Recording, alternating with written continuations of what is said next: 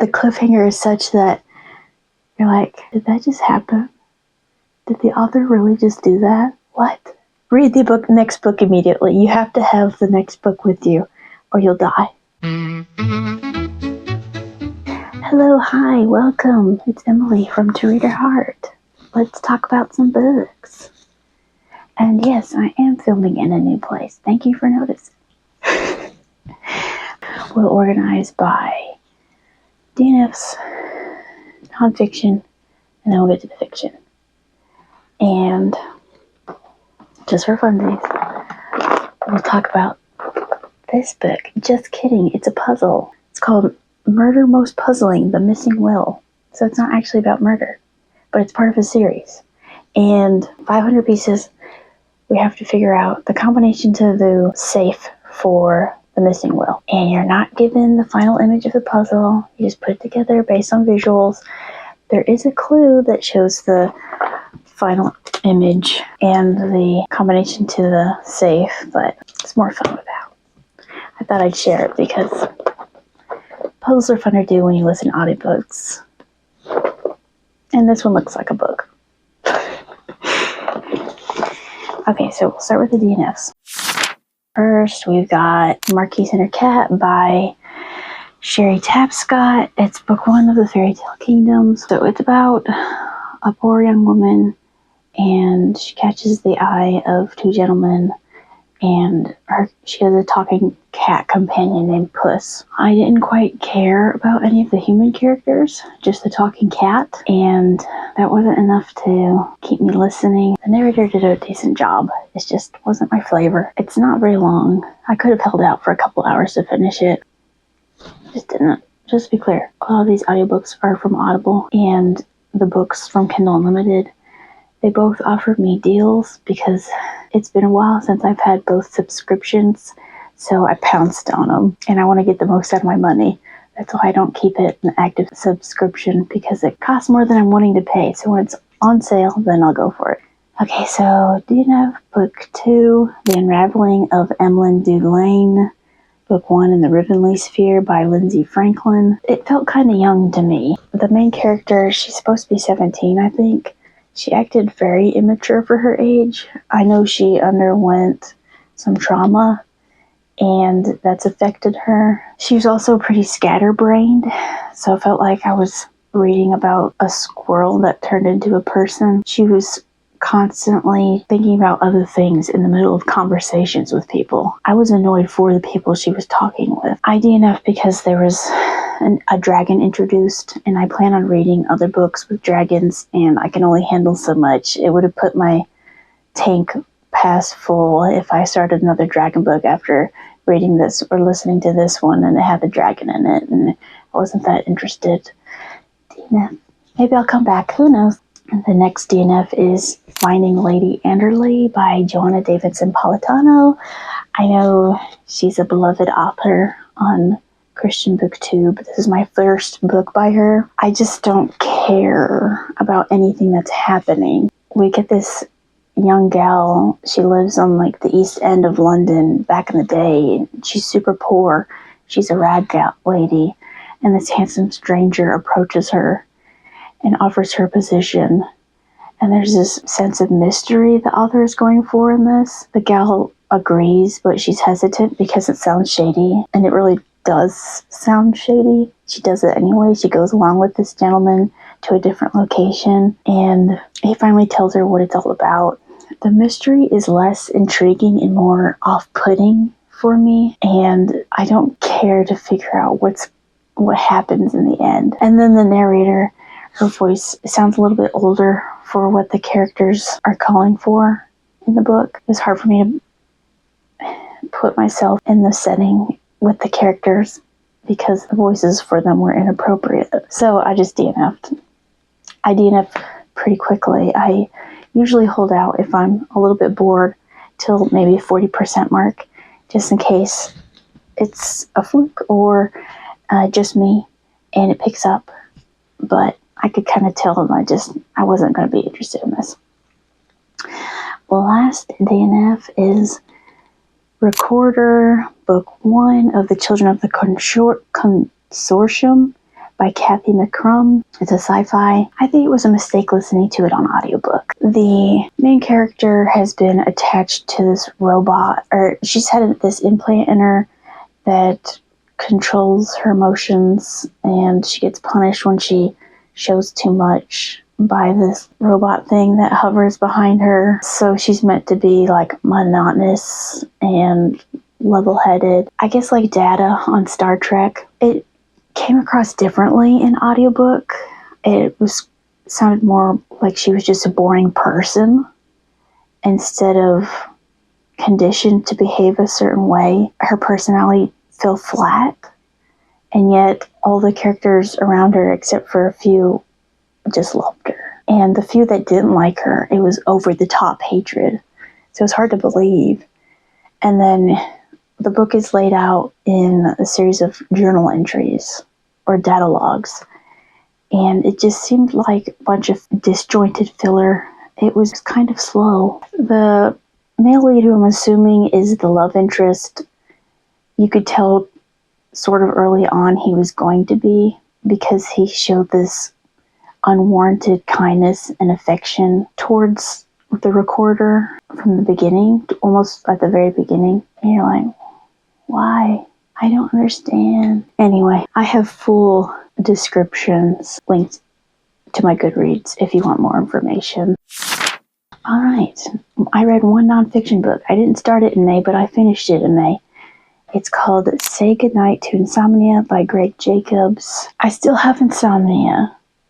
Well, I have a difficult time falling back to sleep if I wake up too early. I have been sleeping until 5:30, but I kind of attribute that to my circumstances, less so on what I learned in the book. However, the book does offer good advice for techniques on calming down throughout your day. I sort of compulsively use those techniques every day, and it helps me. I'll make a separate video about it later with a breakdown, easy 1, 2, 3 steps, with a variation that I added to make it more specific to my needs, and hopefully it could help you guys as well. That would be great. On to fiction. The first book is called Dreamspell by Tamara Leigh. I gave it 3.75 stars. Yes, I rate in quarter stars. I used to not. When I first heard someone give a 0.25 or 0.75 star rating, I was like, this person is pretentious. And then when I started reading more and more books, suddenly 4 stars wasn't enough. 4.5 stars was too many. So I guess when you get to a certain point, quarter stars just start making sense. So there's that. So Dreamspell, I'm going to go ahead and read the synopses in Goodreads for all of these books. I feel like they capture it a lot better than my memory does. And I want you guys to fully understand what the book's about in case you decide you want to read it as well. I don't want my faulty memory to keep you from finding a book that you might enjoy. So, Dreamspell, sleep disorder specialist Kennedy Plain has been diagnosed with a fatal brain tumor. When her research subject dies after trying to convince her he has achieved dream-induced time travel and her study is shelved, she enlists herself as a subject to complete her research. But when she dreams herself into 14th century England and falls into the hands of Fulk Winland, a man history has condemned as a murderer, she must not only stay alive long enough to find a way to return to her own time, but prevent Fulk from murdering his young nephews. And yet, the more time she spends with the medieval warrior, the more difficult it is to believe he is capable of committing the heinous crime for which he has been reviled for 600 years. Baron Fulk Winland has been granted guardianship of his brother's heirs despite suspicions that he seeks to steal their inheritance. When the king sends a mysterious woman to care for the boys, Fulk is surprised by the lady's hostility toward him, and more surprised to learn she is to be his wife. But when his nephews are abducted, the two must overcome their mutual dislike to discover the boy's fate. What Fulk never expects is to feel for this woman whose peculiar speech, behavior, and talk of dream travel could see her burned as a witch. Alright, well, I like the romance to some extent. I did think it was a little bit inappropriate sometimes. It wasn't explicit by any means, but it had me like, ooh, maybe this isn't very good. It never went beyond any boundaries that were too much for me. So I finished it. There were parts that, even though it's time travel and that's impossible, that seemed kind of nonsensical or illogical to me. When she went back to the 14th century, the English that she would have heard would have been totally unrecognizable to her, and yet Kennedy and Folk and all the other characters of the past were able to understand each other perfectly fine, except for a few turns of phrases from modern times that she used, which is unrealistic, obviously. I don't like reading when an author puts in an odd accent or dialect. It throws me off so much. It takes me out of the reading experience. So I'm glad that didn't happen, but the fact that there wasn't any speech barriers besides the odd phrases that the characters of the past didn't recognize, it didn't make sense to me. And then whatever she affected in the past, the only real difference we saw when she went back to modern times was a change in the book that talked about Folk and his circumstances.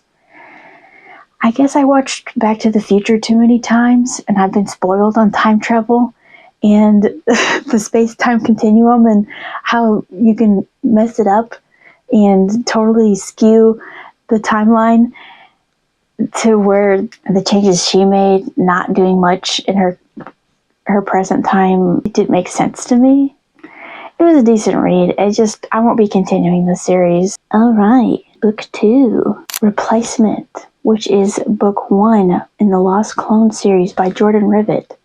Jordan Rivet has at least three books included in your Audible subscription, and I enjoyed them all.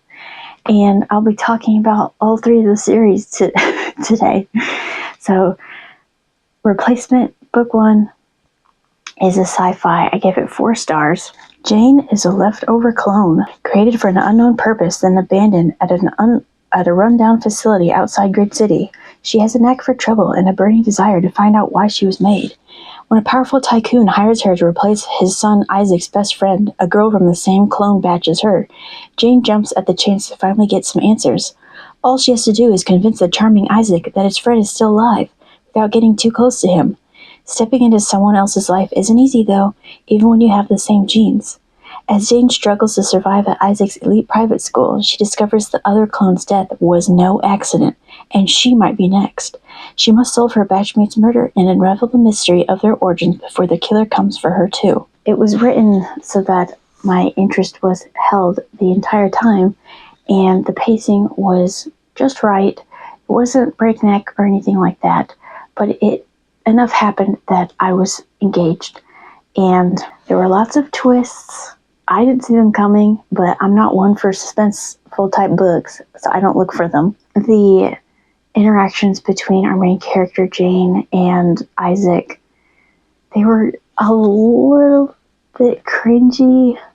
It's been a while since I was a teenager. Maybe best friends talk like that. I don't know. It just seemed odd. Maybe it's just me. I'm just hung up on it for no reason. It's still a good read. I'm gonna continue the series. I want to see what happens next. The ending is pretty satisfying. So if you wanted to finish, you could, but we still don't really know who made Jane's batch, and why. And the suspense was built up enough that it's worth finding out for me. The next book is King of Mist, book 2 in Steel and Fire by Jordan Rivet. I gave this 4.25 stars. I will not spoil this book because it is book 2.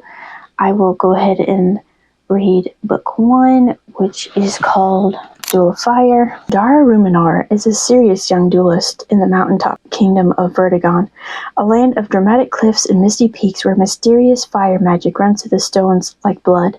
The secluded kingdom has been peaceful for 100 years. Swords are used for sport, and successful athletes live like kings as long as the crowds love them. 18-year-old Dara needs to find a wealthy patron in order to duel professionally and avoid a lifetime working in her parents' fire lantern shop. Her efforts are disrupted when her coach asks her to train with Prince Siv, an infuriating if handsome young man who refuses to take the sport as seriously as she does. But the prince's life may be in danger, and soon Dara will discover that Vergon isn't as peaceful as she thought. As threats emerge from the shadows, Dara will have to raise her sword to protect Siv, if he doesn't irritate her so much that she decides to run him through herself. So King of Mist Book 2, it had a lot of political machinations, which sort of bores me, but Dara and Siv interacted enough that I still enjoyed the read. You could feel the momentum building as you're reading, so you knew the ending was going to be explosive, and it was. There was even a betrayal. The author made an enemy become likable for me as a reader, so that was an interesting turn. There's still a lot of questions unanswered. This is I think this is a 5-book series, so it's going to be spread out. There's going to be a lot of unanswered questions for a little while. I look forward to finding out more, slowly but surely, and I really like the narrator, so that helps. So even though only book 1 was included in my Audible subscription, I'm willing to hand over my precious credits for the rest of the series, and you guys can follow along with me. I'll tell you how each one goes. The next one, based on reviews, isn't as good as the other books. It's definitely a middle book, but we'll see how it goes for myself. Okay, next we have Curse Painter, book 1 in the Art Mages of Lure by, you guessed it, Jordan Rivet. I gave this 4.5 stars. Art is magic, art is a curse. Briar can curse with the flick of a paintbrush. Her paintings maim, bewitch, and most effectively of all, destroy. But Briar doesn't want to hurt people anymore. She has fled her family's deadly curse, business to start a new life peddling non-lethal jinxes and petty revenge. Briar's destructive powers catch the eye of a charismatic young outlaw called Archer, who hires her to help him save a kidnapped friend from a ruthless baron. Briar thinks this is her chance to make amends for her crimes, but the family business won't let her go easily. When her violent past jeopardizes Archer's rescue mission, Briar must confront the dark arts she left behind and decide what she's willing to destroy in order to be good. So I don't know if this book put me in a good mood every time I read it, or if I was already in a good mood, but this was a really fun adventure, and Briar is one of the best female main characters I've come across in a while. She was authentic, and I really appreciate that. So even though she's on the run hiding from her family, and she has to hide her identity for her own safety, in every interaction you can still tell she's being herself. And even though there are parts of her she wants to change, and her past affects her in a way that she's afraid that she'll continue on this legacy of harm, and she still makes mistakes, you can see that she wants to do better and be her best self, and I so appreciate that. It's so refreshing. The fact that her parents are the main villains, I don't read that very often. So there were a lot of unusual components to this story that made it all the more fun for me. And the fact that craftsmanship like painting or the arts like singing were tied to magical abilities was so fascinating. And it just elevates your perspective on art. So even though artists are venerated now, it's almost as if every artist in this world was elevated based on, no matter their skill level. In our present reality, artists have to achieve certain things, go to school and whatnot, but artists in this world, they're all cool, which is great because I love art. I think artists deserve all kinds of respect, but seeing it in a book is exciting. The only thing was the ending. It had me a little confused. There was a part that seemed just there for the convenience of it to further the plot. There was something that took place. It made me wonder, is this okay? Are we going to address this? It was never resolved. in book 1. So it might be talked about in book 2. We'll find out. Okay, so this is tricky. I've been giving my reviews in ascending order ratings so that we could end on a positive note, on a high rating, except these last 5 books I'll be talking about. Next 2 are books 1 and 2 in a duology, and the last 3 are books 1 through 3 in another series. And I didn't give them all the same rating, but it doesn't make sense to talk about them separately. So, unfortunately, the latter parts of the series, or the books I finished on, they're not as highly rated as the first books. So we won't be ending on a high note, but that doesn't mean the books aren't good. We'll start with Stars May Burn, book 1 in the Stars May Burn duology by Alice Ivinya. I gave this 4.75 stars. So this was a goodie. With Lady Sophie's husband still warm in his grave and her reputation stained from being unable to produce an heir, the last thing she expects is her father to arrange a rushed wedding. The groom is none other than General Caston, the illegitimate son of the king, the same man who is feared and hated by the entire realm. Still, she has been trained to be the dutiful wife and accepts her role without complaint.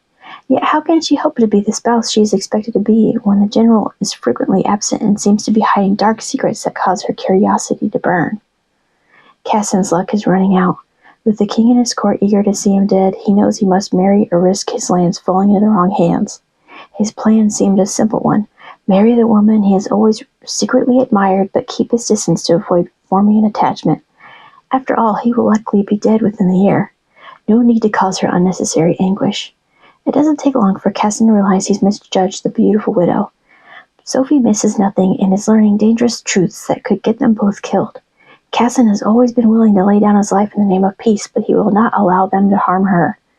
To keep his bride safe, he would burn the kingdom to the ground. So this was everything you love about a slow burn fantasy romance manhwa, but in a book. And without the reincarnation and the villainous redemption arc. And by manhwa, I mean it's set in a early London time frame where the one that you visualize where all the ladies go to balls and wear fancy gowns and have servants who tend them and butlers and mansions, and there's certain etiquette you must follow. Women must marry advantageously and, reputation. And there's kings and all that, except it's a made-up world. And there's magic. In this case, there's a magic mineral and it's regulated. You can only do so much. Certain actions are illegal. One of the main conflicts is that it's overregulated, but there are also people who are using it to do dreadful things to other humans. It's a very unique system.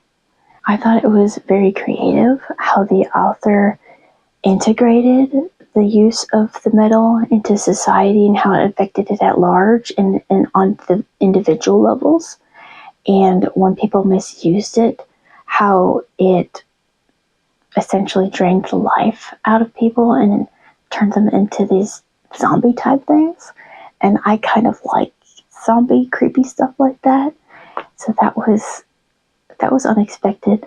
This book helped me to see that I suspect that I like the trope of him falling for her first, because we get that here. The dynamics between the main couple are a bit complicated because of their troubled pasts, and sometimes they get in their own way because of that. Especially Caston. He treats Sophie as his goodness because he feels like he's been so corrupted by the events in his life. And I think it's sweet that he wants to preserve her joy. I don't know if it was out of sense of penitence to make up for his past wrongdoings or presumed wrongdoings, or if he just loves her and wants to keep the spark in her life because she's gone through some things herself and he's seen that, and since he cares for her, he wants to protect her in that way. Either way, it's sweet. So despite at the beginning of the book the author putting a cliffhanger warning, when you finally get to the ending, if you're like me and you read it as an ebook, then you won't have been paying attention to your progress. You will not realize that you're reaching the end until you get to the acknowledgments, and the cliffhanger is such that you're like, did that just happen? Did the author really just do that? What? Read the next book immediately. You have to have the next book with you or you'll die. No, you won't die.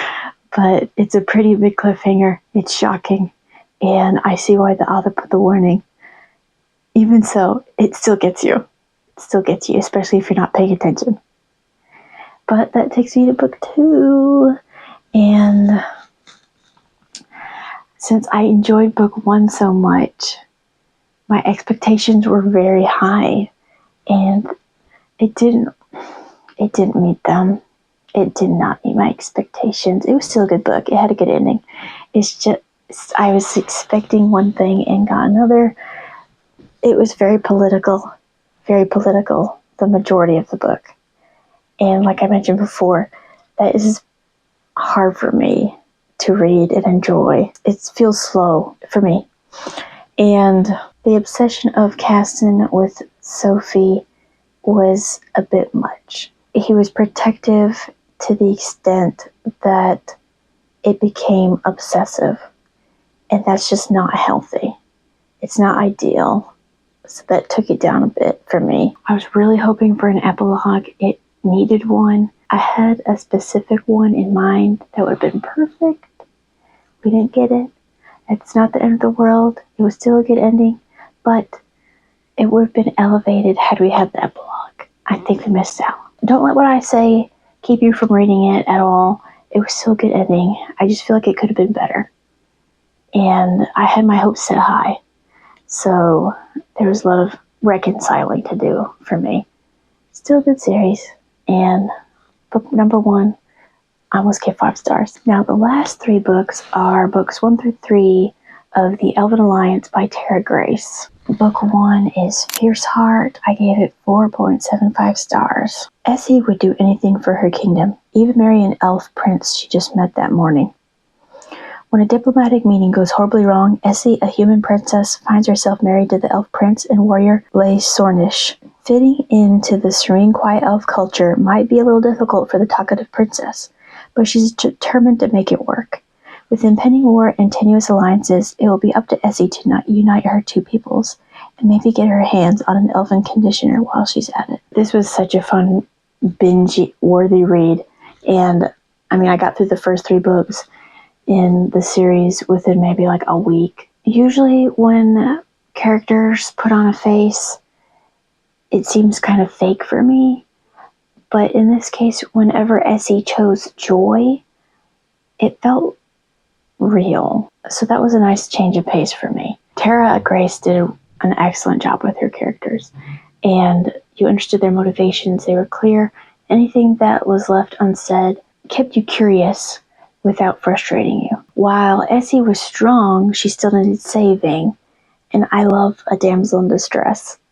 And Farendale, even though he was OP, like his power is off the charts, he still had sources of weakness to make it more believable and palatable.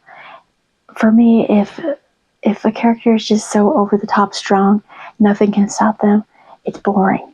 So the author wrote in a weakness for him, and I appreciated that. He also exhibited an inner turmoil whenever he struck down his enemies, and after living for hundreds of years, you'd think he'd become cold and jaded, but she wrote him to be the opposite. So he's feeling insensitive, and unfortunately, all of the past violence that he's had to partake in has built up, and so he's got a bit of trauma, and that's why he shows himself a certain way in front of other people. Whenever you read Elves, you don't quite get that. You don't quite see that face. So that's props to the author for that. At face value, it might seem like a simple story, but I think it packed just enough punch, and it kept me going. Book 2 is called Warbound. I gave it 4.25 stars. We build on Essie and Farindel's relationship for the first 70%, which is heartwarming and sweet, but it's a little slow. But once we reach that 70% mark, that's when we sprint to the end, and it's a big ending. Book 2 is exciting. The ending is huge. And of course, it just launched me into book 3. Book 3 is Deathwind. I gave this one 3.75 stars. And I put a pause on the series because of this book. Now, it might be obvious to everyone but me by the title, but this book was a bit sad. It was heavy. And the author's note in the end was even such that she said, I know this was a bit darker than what I've been writing, but hopefully you still got a few smiles and laughs along the way. And I was kind of just like, very few, Tara. And it was very realistic, the trauma she wrote into the book. You might have a higher threshold than me, and this sort of thing wouldn't be a big deal. But for me, it weighs heavy on me, and I read for pleasure, so if it gets to be too much, I just pick something else. And while I do look forward to the developments of 2 characters and their new relationship in the next book, this book was so heavy and weighty on my spirit that I need a bit of a break. While the ending is pretty much what you might want, it's not quite as satisfying as the previous books have been. Nothing against the author. When you write trauma and you write it well, then it will feel dark. So that's talent. It's just I go into reading with different goals in mind. Those are all my books for May. Thank you for sticking with me till the end. Leave a book emoji, or tell me a book you DNF'd and why. Make it as funny as you want. Go into detail. It doesn't bother me. Or you can share your favorite read. I'd be interested to know what you like. So thank you so much. I'll see you again soon. Bye.